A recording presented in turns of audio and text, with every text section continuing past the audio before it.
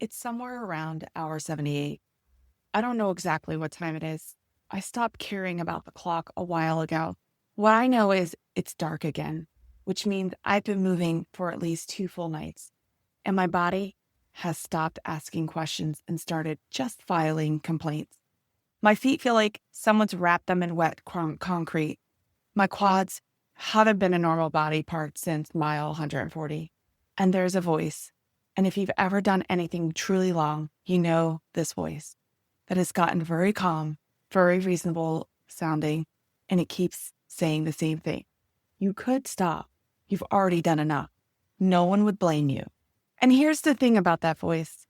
It's not wrong, exactly. I had done enough. 180 something miles, 30,000 feet of climbing, 2.5 days of moving through Pennsylvania backcountry in the rain and the wind, and the most relentless, unforgiving terrain in an entire Appalachian Trail system. But any reasonable measure, I had done more than enough. But I didn't come out here to do enough. Welcome to Miles from Review, the podcast powered by KatFit Strength, where busy women like you find practical solutions to fuel your fitness journey with authenticity and resilience. I'm Kat, your host, a mom of 2 active boys, a business owner, and an ultramarathon runner, and a strength trainer in her 40s. With nearly 2 decades of experience, I'm here to help you cut through the noise of fads, hacks, and quick fixes. This is a space where we celebrate womanhood and motherhood, all while building strength and resilience and reconnecting with you from a place of self-compassion and worthiness. Whether you're lacing up your running shoes to go out for a run, driving your kids to practice, or squeezing in a moment for yourself, I'm right here in the trenches with you. Let's dive in. Welcome back to Miles from Review. I am Kat, and I'm telling you the whole story. On Memorial Day weekend, I set out to run the Pennsylvania Appalachian Trail section, 230 miles, 34,000 feet of climbing from the New Jersey border to the Maryland border. I chose to do a supported fastest known time attempt on one of the most notorious, brutal sections of the Appalachian Trail. I finished it in 98 hours and 40 minutes, and that's just under that 99 hours and just over 4 days moving the entire time. And I want to be honest with you about something before we really get into it. I am an ordinary runner, and I want you to hold on to that. I don't win races, and I'm nowhere near a podium when I enter races. From any race I enter, I'm not going to get on that podium. My training runs are mediocre by most standards, and I run fewer miles than most of my peers. And my training plan is my training plan, and it works for me. But it's not the plan that shows up in the highlight reels. I am not somebody with extraordinary talent who's always destined for something like this. I'm just somebody who's really stubborn. And today, we're going to go into all of that. I'm going to highlight some of the planning. I'm not going to bore you with all the intricate details. And please, if you have questions, message the podcast. If you're ever interested in anything like this, message the podcast. I am happy to share. And I'm going to go into some of the training and the mental frameworks that I used when my body wanted to stop and my brain wasn't far behind, and the crew system that we built, the weather that literally tried to take me out, and goodness me, those rocks, and we'll get into all about those rocks. But I also want to talk to you about why this matters beyond the miles, because I'm a coach and this is what I do. And I help women build strong, capable bodies in the belief to go with them. And everything I used out there to keep moving when it felt impossible is the exact same stuff I bring into my coaching practice every single week. So this episode may be for runners, but it is just as much for women who has never run a step and is just trying to figure out how to show up for themselves when life is full, hard, and her body doesn't always feel like her own. The scale is different, the terrain is different, but what are you up against? It's the same thing. Before I walk you through this attempt itself, I need to tell you why I did this. And a couple weeks ago, I did highlight this, so it's going to be a bit of a refresher. This just didn't start one day waking up and just doing this. It didn't even start before I signed up for my first 100 miler. It started a lot earlier than that. I was this little girl with untamed hair. It was curly. I never combed it. I was just always out running. One might say I was a tomboy. I just had bigger than life dreams. And honestly, the world had a lot of opinions about them, telling me to calm down, slow down. Who do you think you are? And that beat me up a little bit, to be honest. I was like, you're told the world is your oyster. Go out and do, dream big. And yet that same world was saying, slow down, calm down. You can't do that. Don't do that. Who do you think you are? And this novelty of hearing about people going out and hiking, people doing these incredible physical and mental feats, it intrigued me. It piqued my curiosity. Once I learned of the Appalachian Trail and hearing how long it was, the thousands of miles and the vast terrain, it planted a seed in me, something that I was like, one day I hope to conquer that. Knowing that it would take months and not sure even how, and being a little girl, 11, 12 years old, you're like, I don't even know how this could be possible, but one day I'll do it. And those dreams got a little quieter because as life has it, you go in twists and turns. Life is not linear and dreams get quieter. Some dreams get louder. Some dreams take the place of other dreams. And that's just life. And for me, I found the world of track and field, and that became my life. It became my muse. It became something that I was really good at, and something that, not that my other dreams died, it just, they took a back seat. And then I became a mom, and the world had a whole new set of opinions ready. That I was no longer an athlete, that my dreams didn't matter anymore, that my world was now only about my kids, and anything I wanted for myself was selfish and unrealistic or just over. But that felt wrong. I didn't like that. It set in motion an internal turmoil where I felt selfish a long time for wanting to work out. I felt selfish for asking my husband, the father of my children, to watch the kids, that he shouldn't be burdened with that I'm the mom, that I'm the only person that should be doing this, and that I'm supposed to be the sole caretaker of the kids. But that's not what our partnership was founded on. That's not what parenthood is about. That's not what motherhood is about. But that wild, curly-haired little girl always had this internal voice that, like, even when it got really quiet, it was still there. It had that knee-jerk reaction to every single one of those moments, a stubborn knee-jerk reaction to figure out how to do the things she always wanted. So here's where the Pennsylvania Appalachian Trail comes into.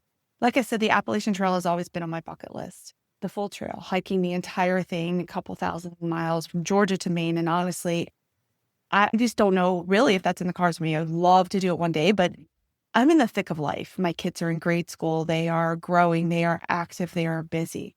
But the section of Pennsylvania, my home state, my terrain, one where I grew up hiking over those blasted rocks and roots, it is most revered as one of the most notoriously difficult sections on the Appalachian Trail. Not the longest mile stretch in the state. And yeah, there are some sections that there's more climbing, but it's known as one of the most tedious and mentally demanding sections. It's in the top 4 most difficult sections of the Appalachian Trail.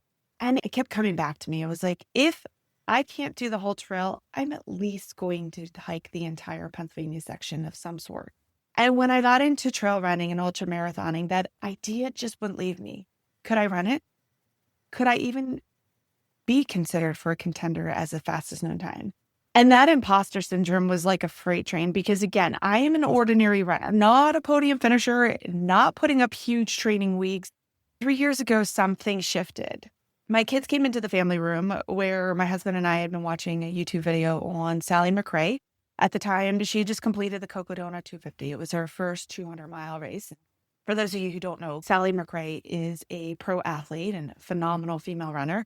Very inspirational. I do encourage you to check her out. When my kids came into the room, they were just enthralled. They were like, Mom, Dad, what are you guys watching? And they were just all about it. They were in the midst of getting ready to say goodnight and go to bed, and they found themselves sitting on the floor watching this YouTube video. And then they turned it to me. They challenged me to run 200 miles before I was 45. At the time, I was 41. And honestly, I was like, guys, it totally frightened me because I was 2 weeks out from even doing my first 200-mile race. I was like, okay, let's slow things down here. I've never even run past 63 miles. I don't even know if I can do 100 miles. And let's cross that off the list before we even get to 200 miles. And in short, I since then have run 4 100-mile races. And over the past few years, the kids never stopped reminding me they never stopped cheering me on. And they had this belief that outpaced my own belief for the longest time. The belief that just compounded. And somewhere in there, the question mark of could I became a real conversation I was willing to have. So that's why. It's that little girl who was told to be smaller. It's that mom who was told athletic dreams have an expiration date. It's the kids in the family room watching an elite runner, Sally McRae, and daring a mom to do something that was impossible. It's every woman who has been handed the reason why not and decided to find a reason why anyway.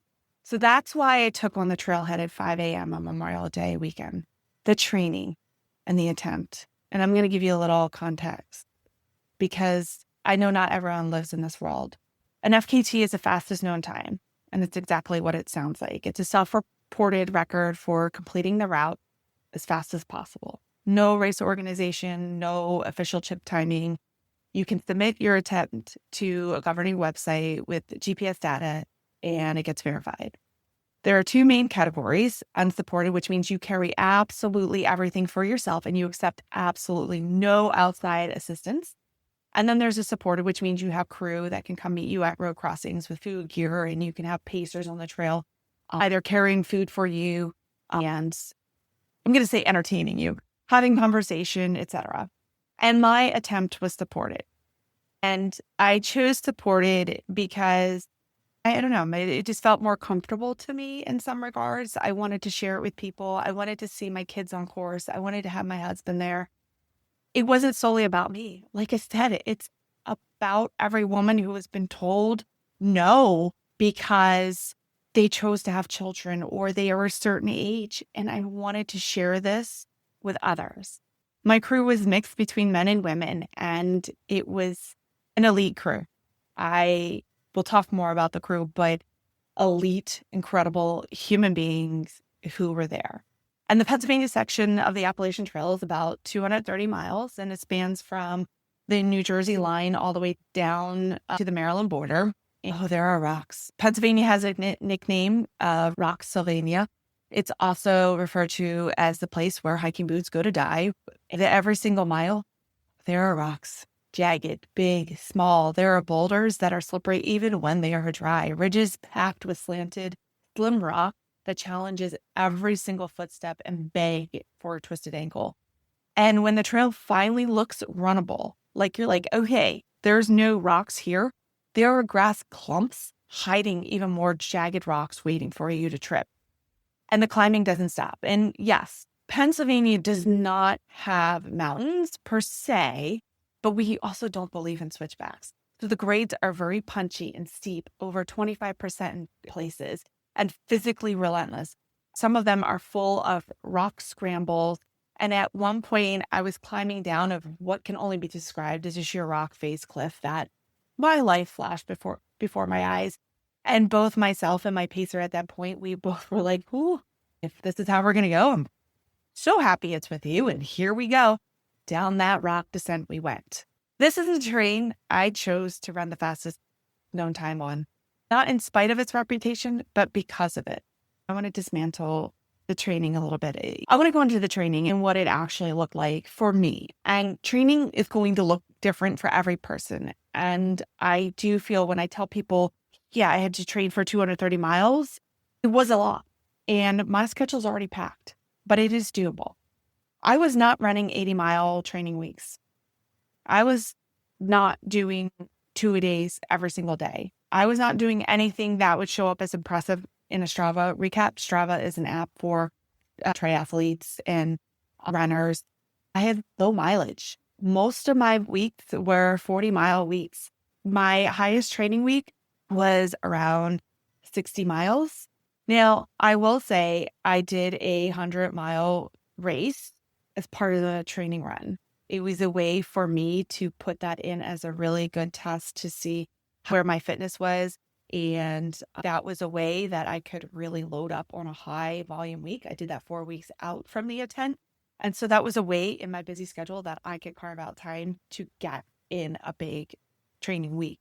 What I was doing was treating this attempt for what it actually was, a duration challenge, not a fitness challenge. The question never came, can my aerobic system handle the distance? The question was, can I keep moving for 4 days? And those require very different preparation. I have been training consistently for many years, and that does compound on it. So my aerobic system was trained for this. Again, it was not a, oh, 3 months ago I decided to do this. This has been years in the making.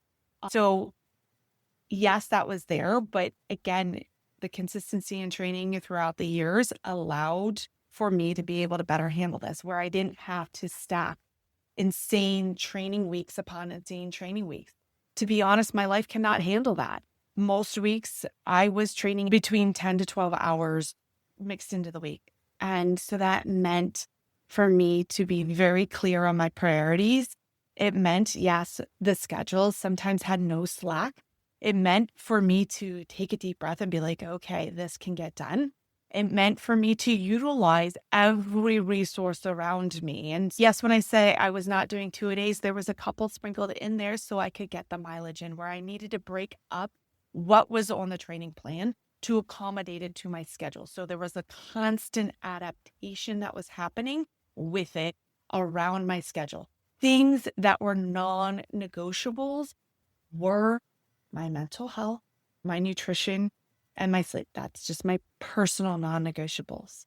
My training had to work in the confines of running a business, having 2 very active kids and getting them to their activities in partnership with my husband, and understanding the demands of his career and how everything worked together. His travel schedule, his training schedule. He also trains. So we had to all work together as a family, that we were all set up for success. Did it get dicey? Absolutely. Were there days where I needed to cut back on my training? 1,000%. This training plan was not executed in perfection. It was executed in adaptation and consistently showing up and understanding what I did that day was exactly what I needed to get myself to that Maryland state line. I had to relinquish guilt and shame in comparing myself to other people's training plans, because those things, guilt, shame, and comparing myself, would not allow me to even get to the New Jersey state, Pennsylvania state line, nor would it even allow me to get to the Maryland state line. So I had to develop a narrow focus and be confident, even if it was a shaky confidence, that the run I did that day, the strength training and run I did that day, was what I exactly needed. Was it perfection? No. Could I have done more? Maybe. Should I have been doing more to elicit a faster, fastest known time? Maybe. I don't know. Those are question marks that I don't know. Question marks that I cannot answer. I had to focus on what I could do and understand what I'm doing was enough. By doing this, by having that mental foundation and working on that throughout the training plan, that helped me better prepare. Because 98 hours on a trail is also real life. I knew things on the trail were not going to go according to plan. I needed to adapt, problem solve, and keep moving. And if an entire training block is perfectly controlled and set up, and you're always feeling good and every run goes precisely how you want it to go, you're not going to be ready for what's going to happen on race day, because there are so many uncontrollables that are going to be thrown at you. So many things that you're going to have to problem solve. And if things don't go to plan and perfect on race day, you're going to fall apart. That's where I took solace in the fact that my life, even if my training didn't have the perfect amount of miles or times run, my life was also setting me up for success. And the other piece I want to highlight here is strength training. And this is something I talk about with my clients constantly. And Are you curious about KatFit Strength? Well, KatFit Strength is designed to help you achieve your fitness goals with confidence and clarity. Whether you're a busy mom juggling multiple responsibilities, a woman navigating unique challenges of prenatal, postpartum, or perimenopause, or an athlete looking to enhance your performance, KatFit Strength has you covered. Let's get down to it. KatFit Strength offers personalized programs tailored to your unique needs, goals, and ensuring you get the most out of every workout. Expert guidance provided for you with the understanding of the importance of balancing strength training, cardio, and mobility. Flexible workouts designed to fit into your busy schedule, whether you're at home or at the gym or on the go. So why choose KatFit Strength? I believe in creating sustainable fitness habits that adapt to your lifestyle. I focus on helping you lift effectively, move better, and feel stronger every day. Plus, emphasis is on realistic goal setting, celebrating every win, and helping you stay motivated and inspired.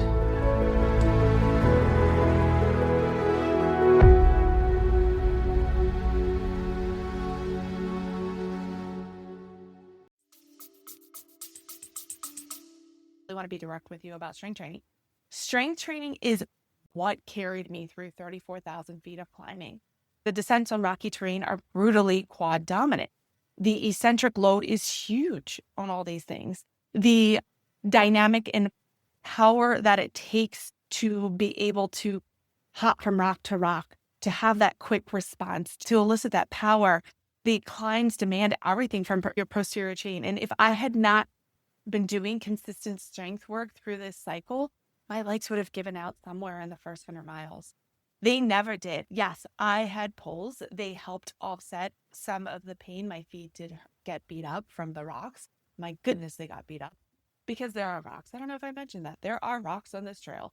But I was able to stow my poles and not be so reliant to help offset weight or have my poles carry me through at any point.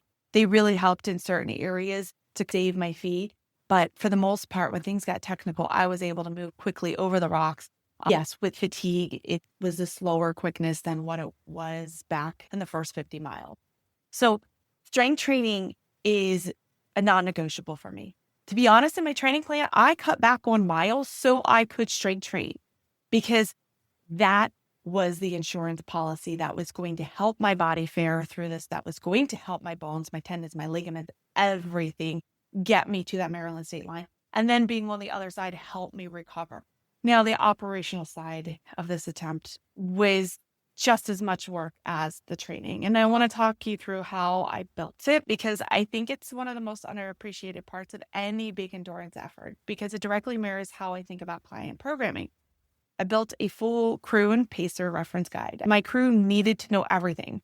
What stop type we were at, what I needed, how long we had, what to watch for, what not to say. Again, it wasn't like I had a long list of things, but there are certain mental things that helped me and certain things that could derail my mental state. There was no room for guessing on the course, and I needed them to be able to function without me directing them because I was going to be in no shape to direct anything. And again, I needed to control the controllables for me, and I trusted them. Every person on the crew and every pacer, I trusted them. I knew they were going to do a phenomenal job. I knew they had what it takes. We had 3 types of stops: a rolling touch, which was quick, kind of grab whatever I needed and get back on the trail; a fuel stop, which was a real pause, eat, refuel, handle any gear issues; and then a total reset, which was for longer sit downs where changing clothing, getting any body work done. I had what's called a stick self-myofascial release roller out there, a quick massage on the feet, and sleep problems, and discussing any other problems or what's coming up in the next segment. Defining stop for each time I saw my crew, and so that I could keep moving through it. My husband was my rock through all of it. Yes, pun intended, given the terrain. He never wavered. He always had calm words and the best hugs that I needed just to refuel me to get back out there. I also planned with 3 different pace ideas. I was being really aggressive. I honestly didn't know if I could do it. I didn't even know if I could even come under the current fastest known time. This terrain is unrelenting. And my A goal was, I'm going to say, a bit obnoxious. I wanted to come under 75 hours. I was just like, I don't want to be out there for longer than I need to be. I want to try and push myself, but without going into the red zone too early that I would pay for it and end my effort before I got to the Maryland state line. So Where I actually landed was under 100 hours. I was like, that was for my A goal, where I was like, I just want to be under 100 hours. I just want to get this thing done. It wasn't like rushed through it. I enjoyed so many parts of it, even though it was really grueling. In my mind, it wasn't like it was a success. It was like something about it. I wanted to be under 100 hours. Having multiple plans isn't doubt. It's just preparation. It's just the way to help shift things on the course, to recalibrate. At one point, yes, it was tough because I knew the times, I knew where I was at. Shockingly, for a long time, I was way ahead of the spreadsheet, which made me nervous because I was just like, when's the other shoe going to drop? Did I go into the well too early? What is going on here? But I knew I needed to trust. I needed to trust my crew as much as I kept asking them, how am I doing? And there were several points where I lost sight of it because the sections were so demanding and tough that they took longer than I anticipated. I had to push that out. As much as those feelings came up, I had to trust my crew. I had to trust their eyes. I had to trust their belief, even if I didn't see it. And that's where I had to take borrowed belief. All of this is how I coach. The women who hit their goals aren't always the ones who worked out the hardest. They're the ones who had the plan, trusted it, and knew how to adapt it in reality and showed up differently than expected. So when I started at 5 a.m. on the New Jersey, Pennsylvania line on Memorial Day weekend, the first big lesson in any effort is learning to pace when you feel good. And the first 20 to 30 miles, I felt good. That's really dangerous. Like I said, you don't want to go into the well too early because if that effort feels easy at mile 10, the same effort is going to destroy you at mile 80. So I had to keep pulling myself back. Trust the plans, trust that the miles will come, and don't spend it when you'll need it later. It was scary. I kept coming in so early and I was like, this is awkward. What's going to happen? When is the other shoe going to drop? It was just trust moving forward. Keep focusing on fueling, control the controllables, understand that I have built a good base, that my body was doing what it was trained to do, that I could keep moving forward. I want to return to where I opened. Hour 78, dark again, the voice. The weather already turned on me by this point. Temperatures were much colder than what they were predicted. The wind was whipping. I don't know the gusts. I was just like, I was dealing with it. Rain was coming in all directions. I was soaked through completely. I stopped a couple times to wring my gloves out. And my goodness, the amount of water that came out of them, I wish it was on video. I had to wring them out several times and the water just poured out of them. Hypothermia was a real thought that crossed my mind because I started to shiver. I started to get really cold and I couldn't control the weather. I couldn't control the temperature. I couldn't make the rocks less sharp or the grades less steep. But what I could control was my mind. I knew if I started freaking out, I don't want to say giving into the cold. Your body temperature is going to be your body temperature. But I knew I had to trust that I was going to be warm. I knew there was a crew stop coming. I knew I could take solace in the fact that I could hop in a car and get warm. I could get out of my clothes, put on dry clothes. I want to talk about the emotions here because I think sometimes with these efforts and what people think is actually mentally tough becomes a misunderstanding. People think that it means you just don't feel things. It means that you're a stone and that's it. I let the emotions come. I didn't suppress emotions. I cried a lot out there. It wasn't like crying I can't do. It was a release in the body and something I genuinely needed. And at one point, I was so furious at the rocks, I yelled and it startled my pacer and she spun around to check on me. I was sighing, but I was like, goodness me, I'm so over these rocks. Why? Why are there so many rocks? Because there are only so many miles of Rocksylvania a person can take before they just need to yell about it. So emotion is so vital. The whole goal of being mentally resilient isn't the fact that you don't feel emotion. It's the fact that when emotion comes, you can feel them and you're in control, that they don't overcome you and cripple you, that you allow and invite them in to be there with you, to sit there with you, that you can continue to still move. And it's what makes us human. The skill, again, is not suppressing it. The skill is not letting it drive you. And I let myself feel everything. And then I kept moving. I thought back to training weeks when my life was demanding everything from me, and so was my training. I had learned to stay calm and control the controllables and not let things rattle me. Surely, yes. Just as I exploded about the blasted rocks on the trail, there were times where I would let off that, oh, why can't this just be easy? Why can't I find the perfect time to work out? But it was in those moments of daily life that allowed me to handle what the trail was throwing at me. I had practiced for this, and of course it was not perfect, but enough that when I needed it on the trail, I had something to reach for. And that's the transfer. That's what training actually built. It's not just the physical stuff. When I crossed 98 hours in 40 minutes and I tapped that sign at the Maryland state line, it was surreal. The whole thing was surreal. The first 24 hours after, I still was in disbelief. Was it all a dream? It did not feel real. And I keep coming back to that number. It's not a round number. It's not a clean finish. It's exactly how long it took. And there's something about that specificity that feels right to me. Here's what I don't want to happen with this episode. I don't want you to listen to all this and think it's a story about someone exceptional.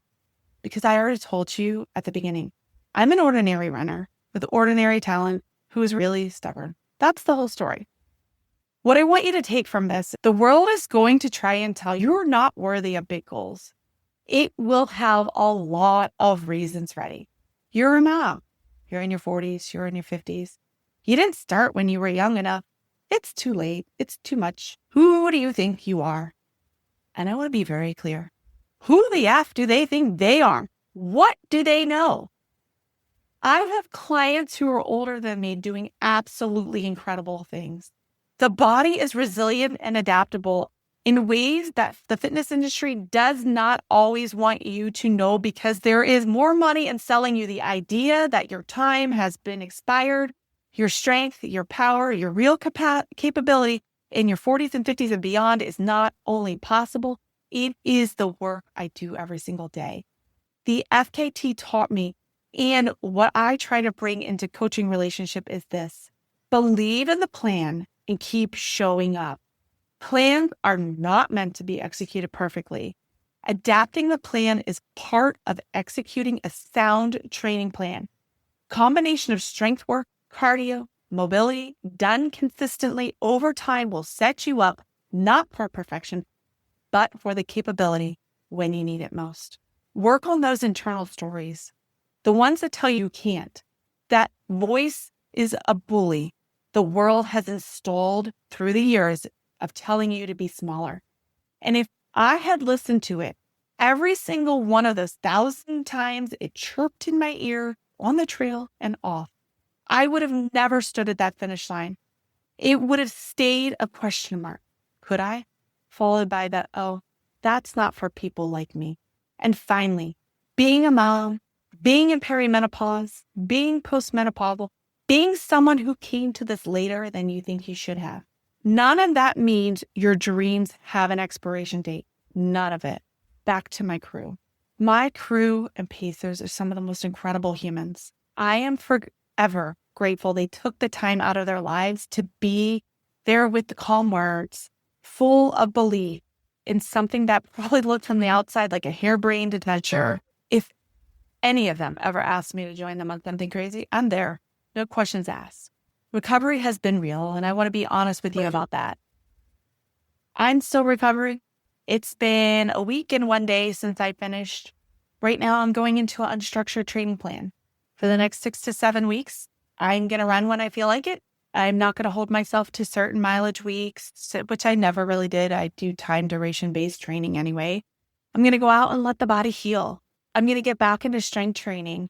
I'm going to just enjoy for a little bit. It doesn't mean being on a training plan, it's not enjoyable, but there's something to unstructured time. In the Northeast here, we are going into the summer months, which means my kids are going to be out of school. It means schedule's going to be a little bit out of the norm. And I'm just going to enjoy not thinking about training for a race, not thinking about, I'm going to say that deadline to meet. Yesterday, I got out on the trails and my goodness, I missed it. You would think I had my fill of trails, but it was so great. I am not burnt out from the training. I am not burnt out for life. And I'm so incredibly happy to be on the other side of something so physically demanding. And leading up to it, there was many points I did not think I was going to get to that start line, that I've come out the other side feeling refreshed, rejuvenated, and fired up for more. I don't know what's next. I don't care to answer that because I am just enjoying this for right now. So yeah, what's next? I'm still sitting with that question, but I want to leave you with this. Life is too short to stand still because of some narrative someone else is selling you about what you're capable of. Go out and try. You may genuinely surprise yourself. Find your village, the humans that believe in you, who see what you actually can do. They are out there. And when you find them, hold on to them. If you want to be part of mine, you know where to find me. If you have any questions about this episode, feel free to message the podcast.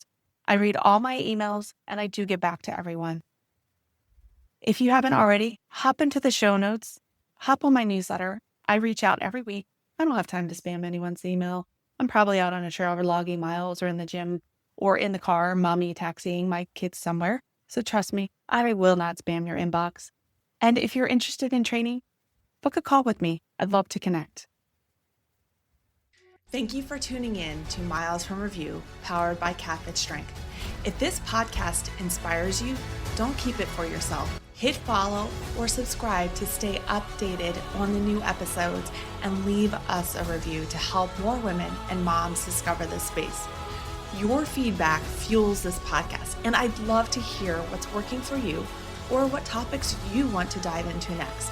You can connect with me on Instagram at KatFit Strength or share this episode with a friend who is ready to embrace her strength.